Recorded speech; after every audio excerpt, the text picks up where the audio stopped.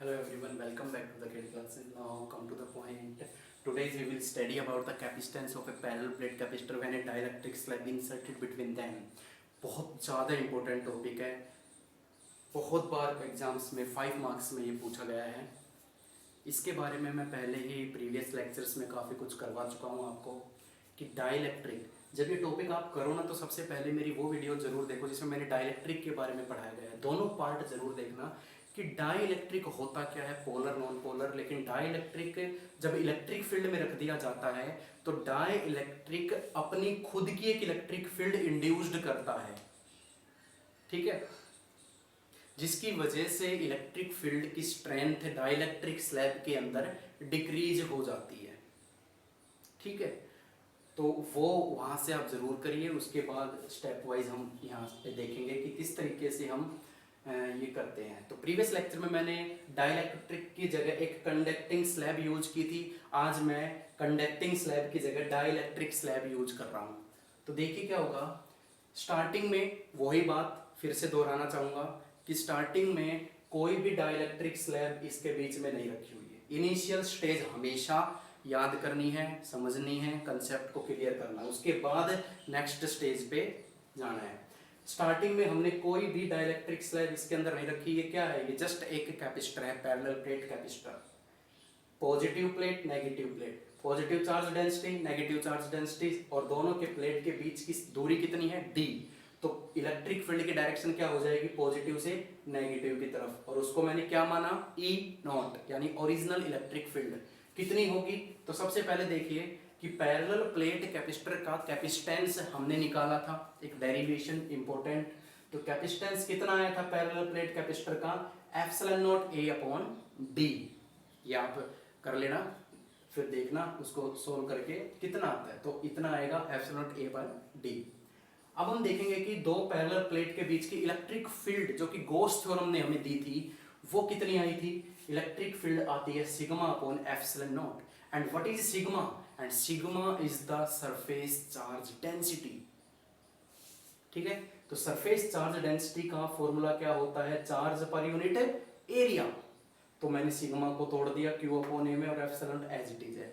तो ये हमने प्रीवियस लेक्चर में भी एज इट इज किया था। पहले कैपेसिटेंस निकाला था, फिर हमने इलेक्ट्रिक फील्ड निकाली थी, ठीक है।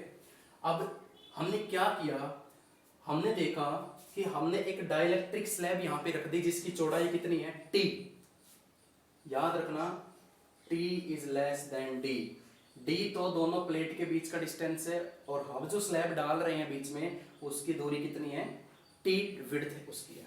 तो आपको मालूम है कि जब भी दो पैरेलल प्लेट के बीच में डाइलेक्ट्रिक को रख दिया जाता है तो due to polarisation process start हो जाता है।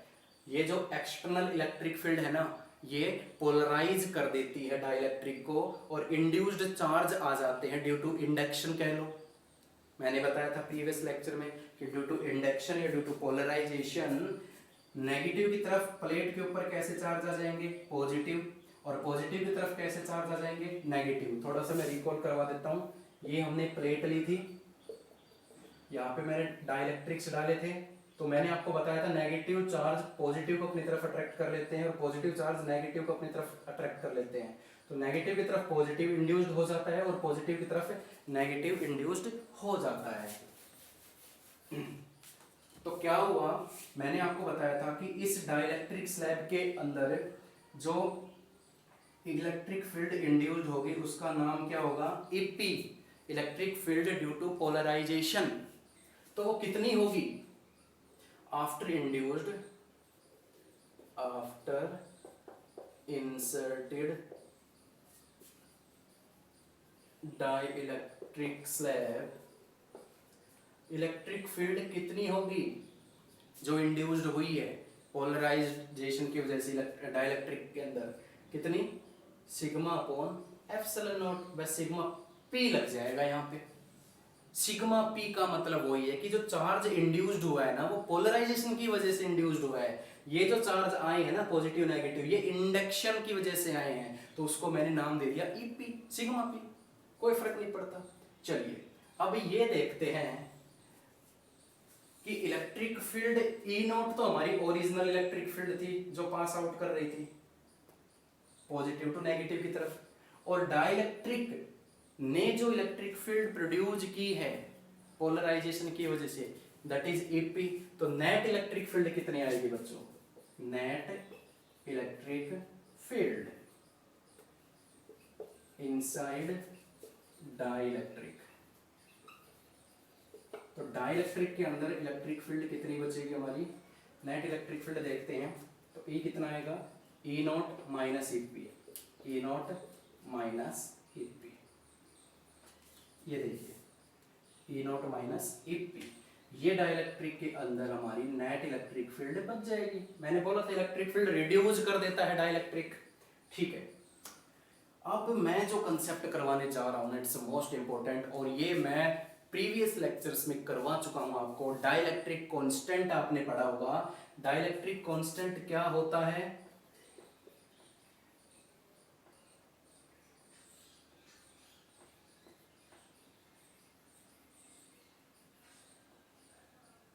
Electric field, original electric field to the reduced electric field. तो यहां से अगर मैं E की वैल्यू फाइंड आउट करना चाहूँ, ये ऊपर चला जाएगा और ये नीचे आ जाएगा। तो यहां से E की वैल्यू क्या आएगी बच्चों निकल के? E नॉट अपॉन के।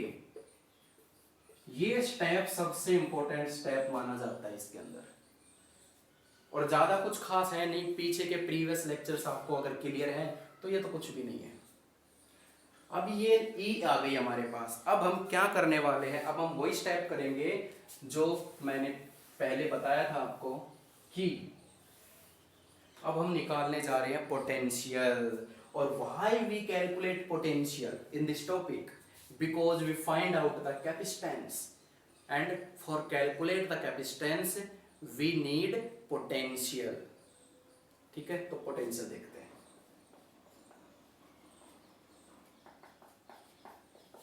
अब ध्यान से देखना, बहुत ही ध्यान से। पोटेंशियल का फॉर्मूला होता है इलेक्ट्रिक फील्ड, मैं लिख देता हूं चलो यहाँ पे, इलेक्ट्रिक फील्ड इनटू डिस्टेंस। अब यहां पर तो दो इलेक्ट्रिक फील्ड आ रही है यहां इस वाले टॉपिक में। प्रीवियस लेक्चर में क्या था कि कंडक्टिंग स्लैब के अंदर कोई इलेक्ट्रिक फील्ड नहीं बन रही थी, तो वहां पे सिर्फ एक ही इलेक्ट्रिक फील्ड थी, तो एक ही पोटेंशियल डिफरेंस आया। लेकिन यहाँ पे दो इलेक्ट्रिक फील्ड बन रही है। एक तो रिड्यूस्ड इलेक्ट्रिक फील्ड जो हमारी नेट इलेक्ट्रिक फील्ड है ये, और एक ओरिजिनल इलेक्ट्रिक फील्ड है। तो दो पोटेंशियल आएगी यहाँ पे। तो सबसे पहले ध्यान दीजिए ओरिजिनल इलेक्ट्रिक फील्ड पर।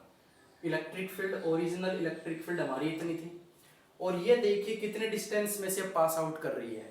डाइलेक्ट्रिक में से तो ये जाएगी नहीं, क्योंकि डाइलेक्ट्रिक में तो रिड्यूस्ड इलेक्ट्रिक फील्ड है जो नेट इलेक्ट्रिक फील्ड है। तो ये किस किस डिस्टेंस में से गुजरेगी? सिर्फ इतने में से और इतने में से जाएगी। और ये डिस्टेंस कैसे पता लगाया जाएगा? पूरे कैपिटल डी में से, ये पूरे डिस्टेंस में से अगर मैं टी माइनस कर दूं तो ये डिस्टेंस आ जाएगा। तो यानी ये इलेक्ट्रिक फील्ड किस डिस्टेंस में से गुजर रही है? डी माइनस टी प्लस अब वो इलेक्ट्रिक फील्ड जो डाइलेक्ट्रिक में पैदा हुई है, that is E net electric field. और ये कितने डिस्टेंस में से गुजर रही है? टी डिस्टेंस में से, टी डिस्टेंस में से। इसीलिए मैंने पहले कंडक्टिंग स्लैब आपको समझाया था प्रीवियस लेक्चर में, क्योंकि कंडक्टिंग में क्या है कि हमने कंडक्टर स्लैब रखी लेकिन उसके अंदर कोई इलेक्ट्रिक फील्ड पैदा नहीं हुई, तो सिर्फ इतनी पोटेंशियल से काम चल गया था उसमें। लेकिन यहाँ डाइलेक्ट्रिक के आ जाने से एक और पोटेंशियल बनेगी, क्योंकि दो इलेक्ट्रिक फील्ड है यहाँ पे, तो दो पोटेंशियल यहाँ पे बनेगी। तो अब साफ तौर पे देखा जा रहा है कि V is equal to E naught. अब सीधी सीधी कैलकुलेशन है, प्लस E की वैल्यू ये रही, E की वैल्यू ये रही, ई नॉट अपॉन के यहाँ मैं पुट कर दूंगा, that is E naught upon K into T. E naught common आ रहा है बच्चों, D minus T plus T upon K. ठीक है, पोटेंशियल आ चुकी है, और पोटेंशियल आ चुकी है, therefore C is equal to Q upon V. Put the value of V here and solve it.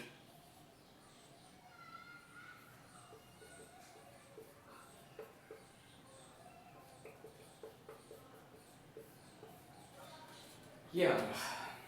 अब तो सिर्फ और सिर्फ सॉल्यूशन करना है इसका, Q upon E not, original electric field की वैल्यू जो मैंने सेकंड इक्वेशन में निकाली थी, दैट इज Q A। कुछ याद है आपको?